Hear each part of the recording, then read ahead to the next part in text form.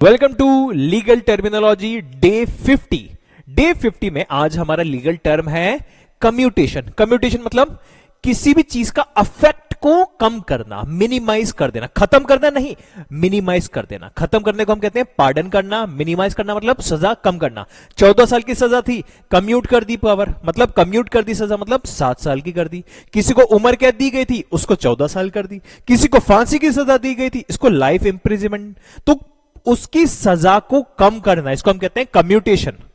ठीक है, तो reducing sentence to a lesser punishment, इसकी अहमियत क्या होती है?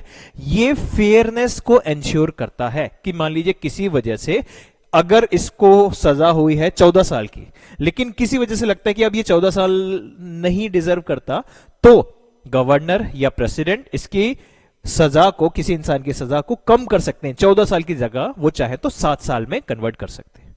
ठीक है, अब इसका एक एग्जांपल क्या होता है? प्राइम एग्जांपल है, डेथ सेंटेंस को प्रेसिडेंट चाहे तो लाइफ इंप्रिजनमेंट में कन्वर्ट करा जा सकता है। तो अगर मान लीजिए किसी इंसान को डेथ पेनल्टी दे दी गई है कि अब आपको फांसी की सजा होगी, तो वो एक मर्सी पिटीशन प्रेसिडेंट के सामने लगा सकते हैं, और प्रेसिडेंट अपनी इच्छा पे, प्योरली अपनी इच्छा पे चाहे तो उसकी डेथ पेनल्टी को उम्र कैद में कन्वर्ट कर सकता है।